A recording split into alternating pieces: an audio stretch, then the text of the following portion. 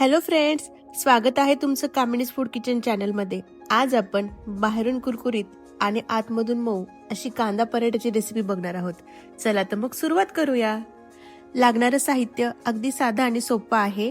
1 वाटी गव्हाचं पीठ, पातळ चिरलेला कांदा, लसूणची पेस्ट, तीळ, चवीप्रमाणे मीठ, तिखट, थोडी धना पावडर आणि हळद। सोबतच लागणार आहे बारीक चिरलेली हिरवी मिरची आणि कोथिंबीर।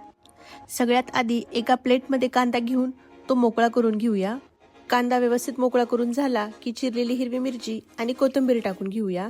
सोबतच लसूणची पेस्ट टाकून घेऊया आणि एक छोटी वाटी भरून तीळ। तीळ टाकल्यामुळे पराठे मस्त असे खुसखुशीत होतात। आता हळद, थोडी धना पावडर, आपल्या आवडीप्रमाणे तिखट आणि चवीप्रमाणे मीठ टाकून हे सगळं एकजीव करून घेऊया। कांद्याला थोडं पाणी सुटून हे सगळे जिन्नस त्याच्यामध्ये व्यवस्थित मिक्स होतात आणि पराठे चवीला अजून जास्त छान लागतात। छान मिक्स झालंय बघा। आता हे सगळं मीठ टाकल्यामुळे कांद्याला व्यवस्थित पाणी पण सुटलंय।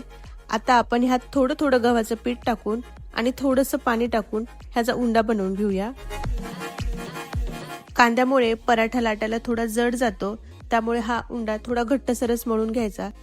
थोडं थोडं पाणी टाकून हे सगळं व्यवस्थित एकजीव करून घ्यायचं आणि घट्टसर असा उंडा मळून घ्यायचा। अशा पद्धतीने थोडंसं तेल टाकायचं आणि उंडा छान मऊ करून घ्यायचा आणि एक 10 मिनिट भिजवत ठेवायचा। हे व्यवस्थित भिजल्यामुळे पराठे लाटायला अजून हलके जातात। पीठ छान भिजलंय। आता आपण पराठे बनवायला सुरुवात करूया। गॅसवर पॅन गरम करायला ठेवून पराठा लाटून घेऊया। पराठा तुम्ही गोल किंवा त्रिकोणी तुम्हाला हव्या त्या आकारामध्ये तुम्ही लाटून घेऊ शकता। पराठा थोडा जाडच लाटायचा, जास्त पातळ नाही करायचा। छोटीशी पोळी लाटून त्याच्या मध्यभागी तेल लावून घ्यायचं आणि त्याचा त्रिकोण बनवून घेऊन पराठा बनवून घ्यायचा।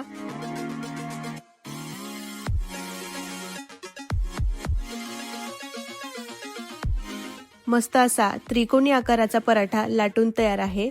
सगळ्या काठांनी त्याला व्यवस्थित लाटून घ्यायचं आणि तव्यावर तेल टाकून त्याला दोन्ही साइडनी खरपूस भाजून घ्यायचं। बघा, तयार करायला किती झटपट आणि खायला कुरकुरीत आणि एकदम चविष्ट लागतात। दोन्ही साइडनी अलटीपलटी करून खरपूस भाजून घ्यायचे। तुम्ही तेलाऐवजी तुपाचा वापर करून पण हे भाजू शकता।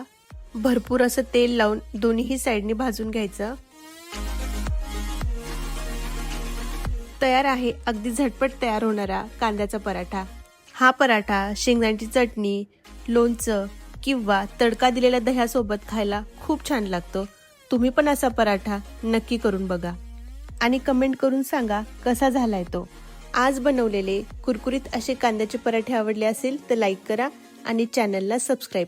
परत भेटूया अशाच नवीन नवीन रेसिपी सोबत। तोपर्यंत बाय बाय।